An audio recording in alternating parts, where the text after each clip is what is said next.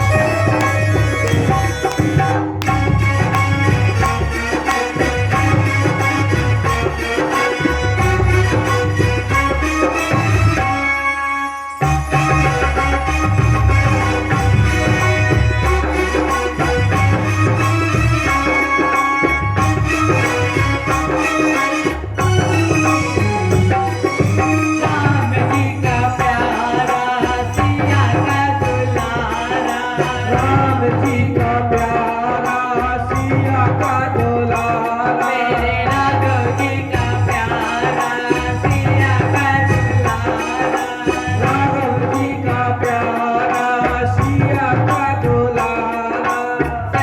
संकट हरियो रे प्रभु मन बसियो रे, संकट हरियो रे प्रभु मन बसियो रे, वीर हनुमाना वीर राम राम रसियो रे,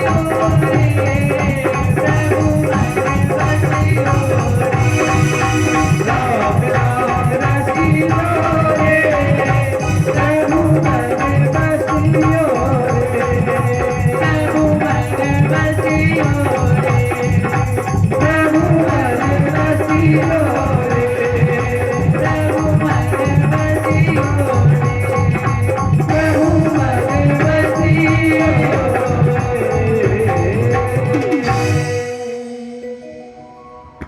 वीर हनुमाना अति बलवाना, राम नाम रसियो रे प्रभु मन बसियो रे।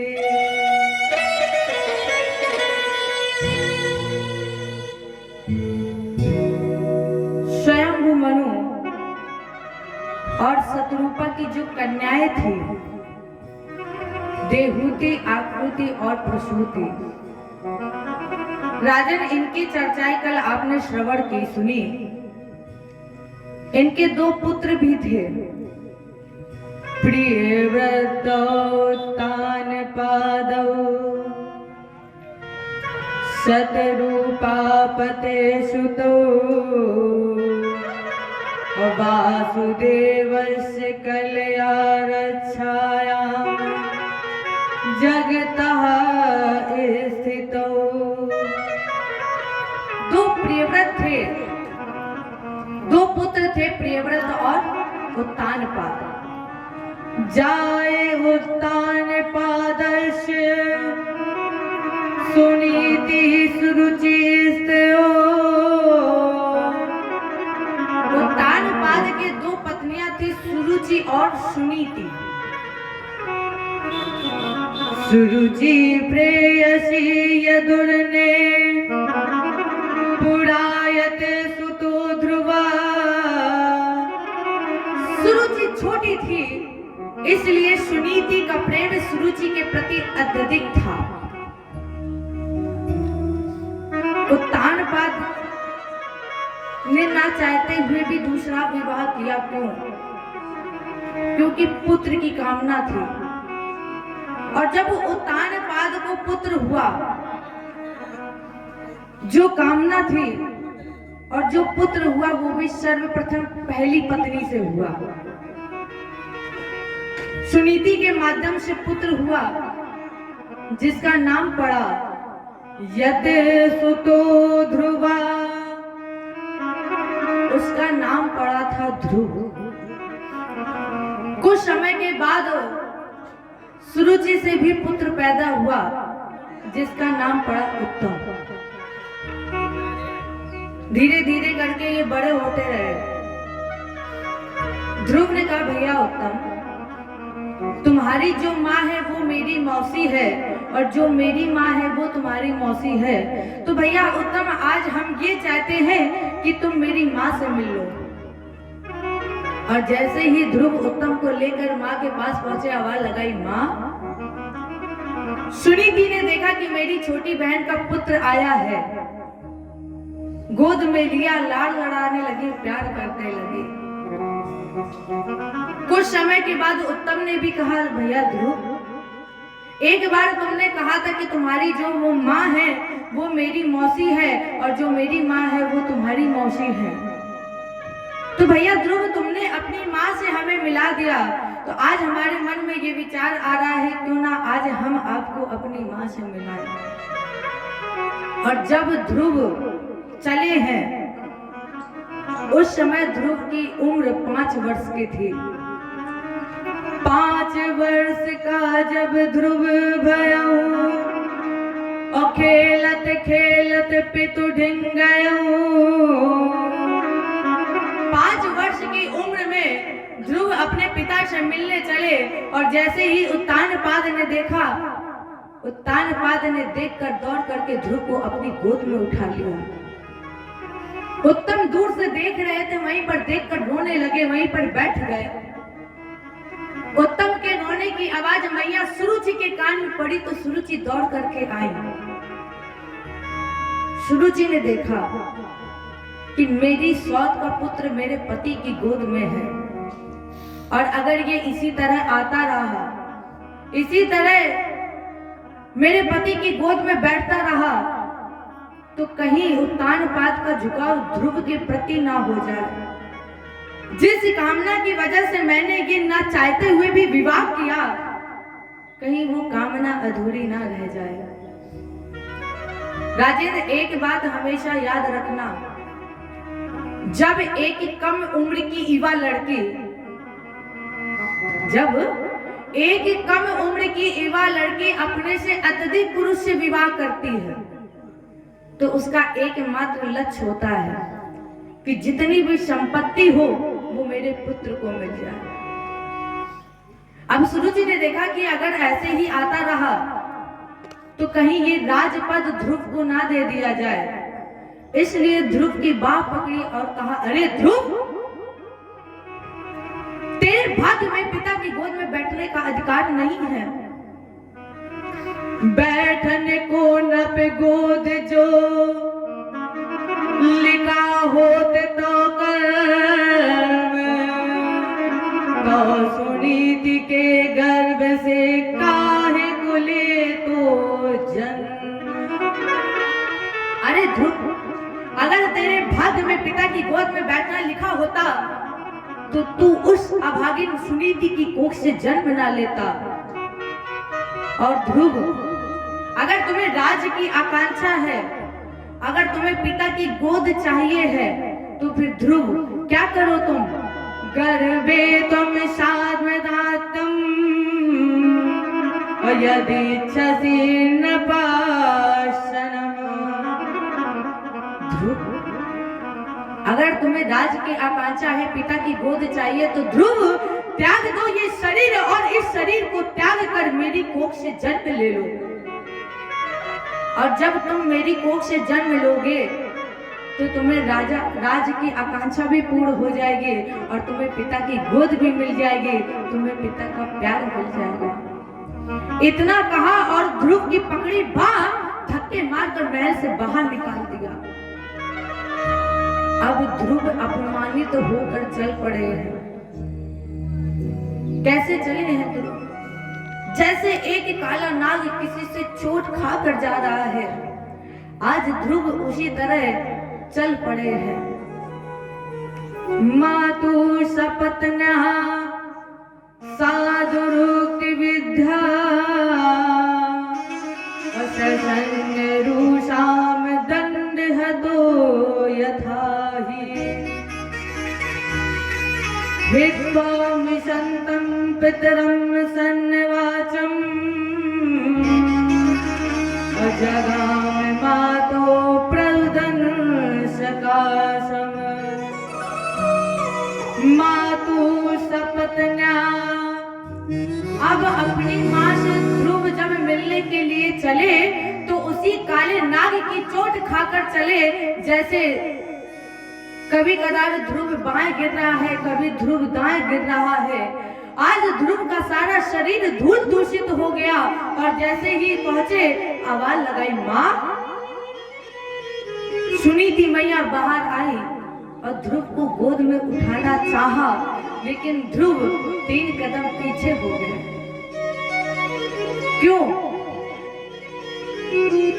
ध्रुव ने कहा, मां मैं तुम्हारी गोद में आऊंगा, लेकिन मां मेरे कुछ प्रश्न हैं, आप उन प्रश्नों का उत्तर दे दीजिए, फिर मैं आपकी गोद में आऊंगा।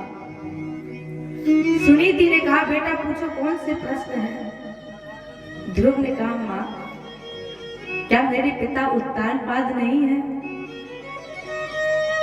सुनीति ने कहा ये तुझसे किसने कहा है? अरे ध्रुव तेरे पिता उत्तानपाद ही है। ध्रुव ने कहा माँ अगर मेरे पिता उत्तानपाद हैं तो फिर मुझे पिता की गोद में बैठने का अधिकार क्यों नहीं है? माँ क्या आपसे कोई अपराध हो गया है जिसकी सजा मुझे भी मिल रही है? आज मैया सुनीति जान गई कि मेरा छोटा पुत्र मेरी छोटी बहन सुरुचि से मिलकर आया है। सुनीति ने कहा ध्रुव, अरे सुरुचि ने सही तो कहा है। ध्रुव सत्यम सुरुचाभिहितं भवान में यदि दुर्भगया उदरे गृहीता। अरे ध्रुव, मेरी छोटी बहन सुरुचि ने सही कहा है कि तू मुझ अभागिन की कोख से जन्म लिए हो। अब वैसे भी ध्रुव मैंने तुम्हें इसलिए नहीं जन्मा है कि तुम पिता की गोद में खेलो, राज की आकांक्षा करो। ध्रुव ने कहा तो फिर मुझे पैदा क्यों किया? सुनीति ने कहा कि तेरे जन्म में मेरा एक स्वार्थ था। जैसे ही सुनीति ने कहा कि तेरे जन्म में मेरा एक स्वार्थ, ध्रुव ने कहा हो क्या एक माँ भी स्वार्थी होती है? क्योंकि मैंने सुना है माँ कभी स्वार्थी नहीं होती है। इसलिए माँ मेरे जन्म में तेरा क्या स्वार्थ था मुझे बताइए। सुनीति ने कहा बेटा ध्रुव तेरे जन्म में मेरा ये स्वार्थ था कि तेरे जन्म लेने के बाद मैं माँ बन जाऊंगी। तेरे जन्म लेने के बाद मैं माँ बन जाऊंगी। ध्रुव ने कहा तो फिर माँ आप माँ बन गई। सुनीति ने कहा बेटा ध्रुव दुख तो इसी बात का है कि तेरे जन्म लेने के बाद भी मैं माँ नहीं बनी। तेरे जन्म लेने के बाद मैं माँ नहीं बनी क्योंकि माँ बनने का अधिकार कौन किसे है? सुमित्रा जी ने भी कहा है किसे है माँ बनने का अधिकार? पुत्रवती युवती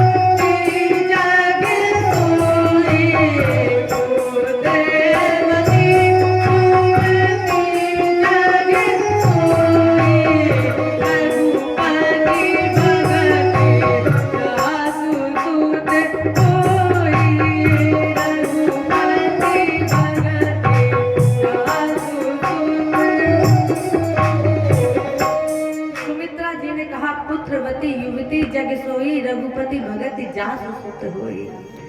माँ बनने का अधिकार उसे है जिस माँ के गर्भ से जन्म लेने वाला बच्चा भगवत भजन करता है, और जिसके गर्भ से लेने वाला बच्चा भगवत भजन नहीं करता तो उसके लिए क्या लिखा गया है आप स्वयं समझदार हैं। ध्रुव ने कहा तो फिर मुझे पुत्र बनने का गौरव प्रदान करिए। सुनीति ने कहा कि तुम मेरे पुत्र हो। ध्रुव ने कहा माँ ये कैसे हो सकता है? जब मेरे जन्म लेने के बाद आप माँ नहीं बनी तो फिर मेरे जन्म लेने के बाद मैं आपका पुत्र कैसे बन गया? सुनीति ने कहा फिर पुत्र कैसे बनोगे? ध्रुव ने कहा माँ सुनिएगा।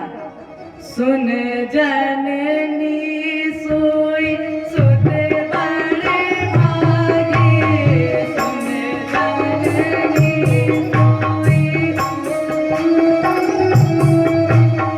सुन जननी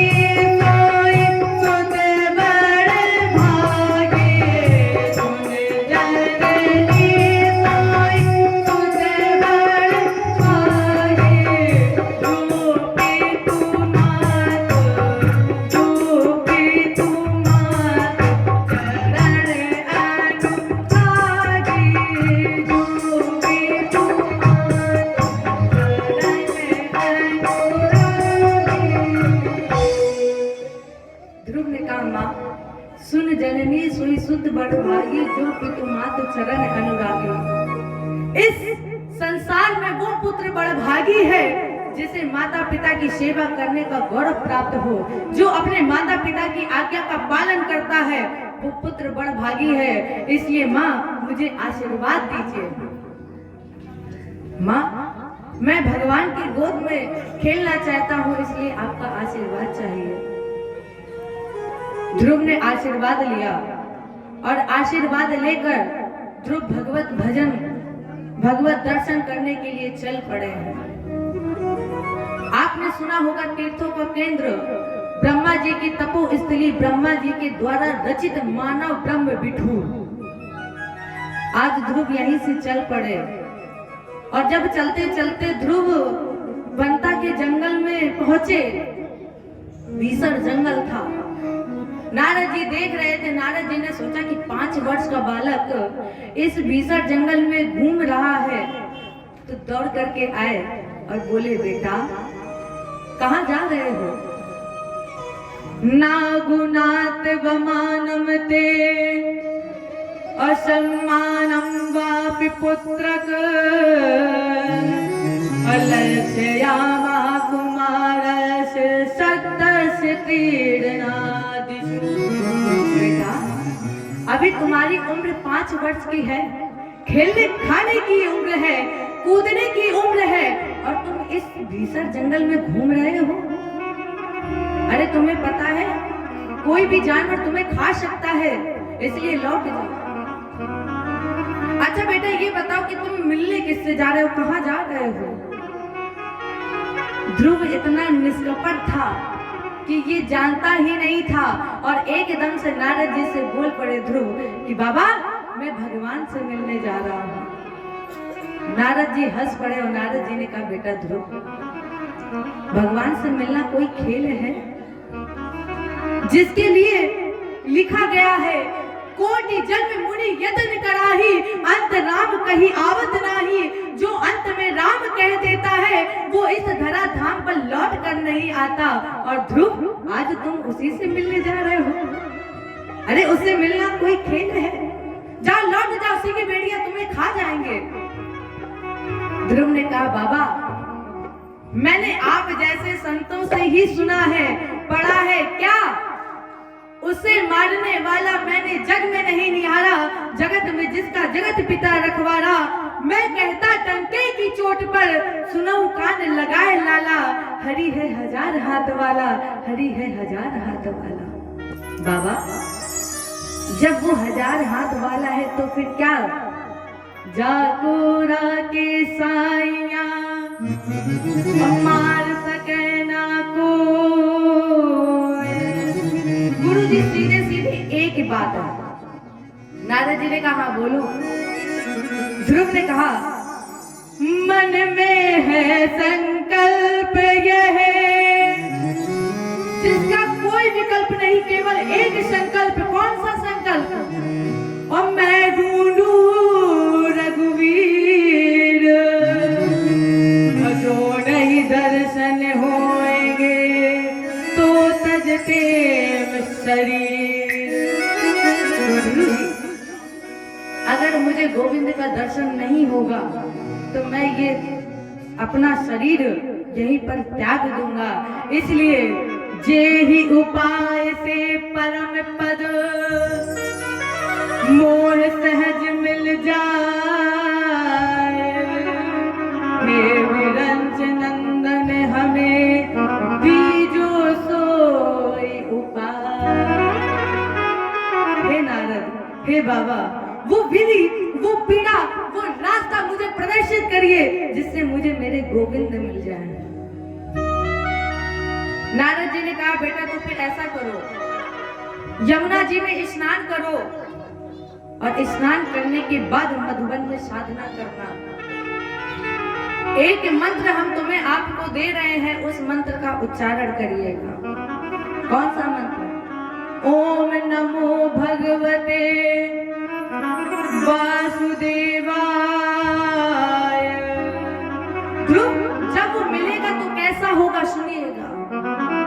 आज नारद जी ने भगवान के साकार रूप का दर्शन किया और जैसे जैसे स्वरूप नारद जी बताते जा रहे थे, ध्रुव उस स्वरूप को अपने मन मंदिर में उतार रहे थे। बनमाली घनश्यामा और पीतवासा मनोहरा, नारद जी ने स्वरूप बताया और ध्रुव ने अपने मन मंदिर में प्रविष्ट कर लिया। नारद जी को प्रणाम किया, आशीर्वाद लिया और आशीर्वाद लेकर के यमुना जी में स्नान किया और मधुबन में एक पैर पर खड़े हो गए। पहला महीना हुआ तो ध्रुव ने 3 दिन रात के बाद कहते के बेर के फल खाए हैं। त्रिरात्रांते 3 दिन रात के बाद बेर और कहते के फल खाए। दूसरा महीना लगा तो ध्रुव ने 6 रात के बाद सूखे पत्ते खाए। तीसरा महीना लगा तो 9 रात के बाद जल पिया। चौथा महीना लगा तो 12 रात के बाद एक बार मुंह खोला और लंबी श्वास खींची और श्वास के द्वारा जो हवा चली उसे ही अपना भोजन बना लिया। 5वें महीने में ध्रुव ने पंच प्राण वायु को जीतकर खष्टाचक चक्र, जिसे खष्टाचक चक्र का भेदन करके ध्रुव ने अपने पंच प्राण वायु को द्वदन चक्र, जिसे हम आप आज्ञा चक्र भी कहते हैं, यहीं पर जाकर के अपने पंच प्राण वायु को समाधिस्थ कर दिया। और जब पंच प्राण वायु समाधिस्थ हो गई,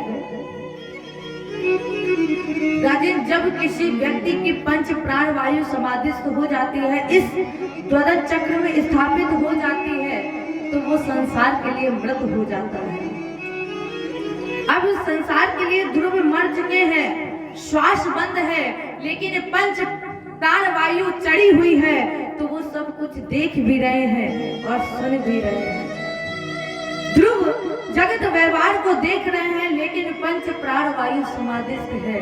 और जब ध्रुव की श्वासें बंद हो गई तो सारे जगत की श्वासें बंद हो गई, क्योंकि महाप्रलय में बचे न कोई, तबहु न नाश भक्त कर होई। भक्त तो अजन्मा अविनाशी है, और जब भक्त की श्वास बंद हो जाती है तो सारे जगत की श्वासें बंद हो जाती है।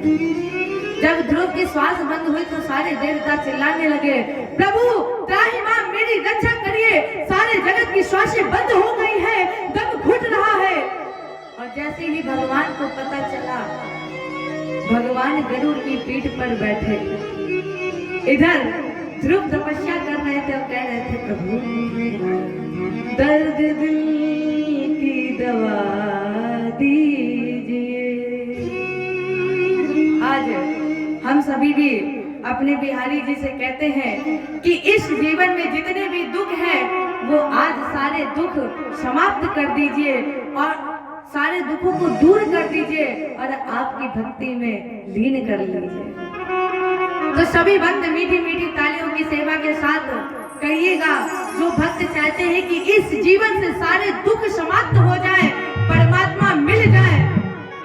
अच्छा, लोग ये कहते हैं कि कलयुग में परमात्मा नहीं मिलते हैं, कलयुग में परमात्मा नहीं मिलते, और हमारा तो ये मानना है जितनी जल्दी कलयुग में परमात्मा मिलते हैं, उतनी जल्दी ना तो सतयुग में, ना द्वापर में, ना त्रेता में मिलते हैं। मीरा को परमात्मा कब मिले? कलयुग में ही तो मिले। अगर आप मीरा और सबरी की तरह पुकारेंगे तो परमात्मा जरूर मिलेगा, ये नहीं कि नहीं मिलेगा। एक बार सबरी की तरह प्रतीक्षा करके देखिए, जब परमात्मा ना मिले तब कहिएगा। तो आइए सभी भक्त कहते हैं, दर्द दिल की दवा दीजिए मेरे प्यारे, दर्द दिल की दवा दीजिए मेरे प्यारे, थोड़ा सा मुस्कुरा दीजिए मेरे प्यारे, थोड़ा सा मुस्कुरा दीजिए, थोड़ा सा मुस्कुरा दीजिए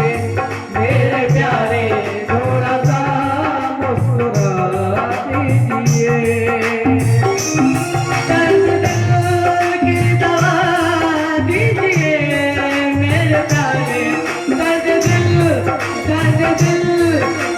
दिल की दवा दीजिए मेरे प्यारे, थोड़ा मुस्कुरा दीजिए मेरे प्यारे, थोड़ा मुस्कुरा दीजिए।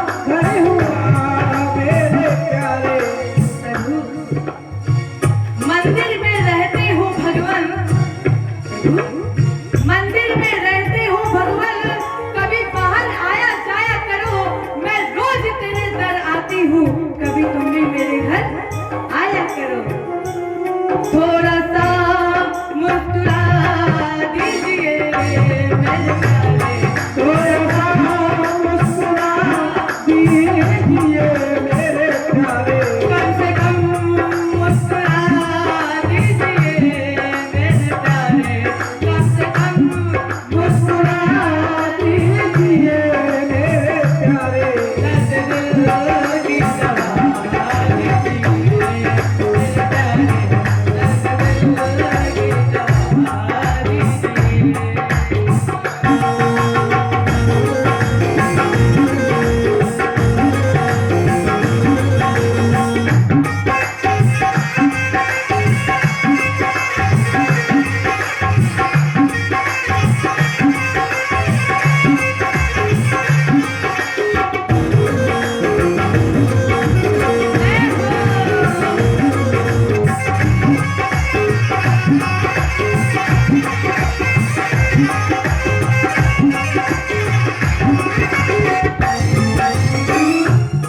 मैं सही हूँ गलत हूँ क्या जानू मेरे प्यारे, मैं सही हूँ गलत हूँ क्या जानू मेरे प्यारे, मैं सही हूँ गलत हूँ क्या जानू मेरे प्यारे, मैं सही हूँ गलत हूँ क्या जानू मेरे प्यारे, आप खुद फैसला कीजिए मेरे प्यारे, आप खुद फैसला कीजिए मेरे प्यारे, दर्द दिल की दवा दीजिए,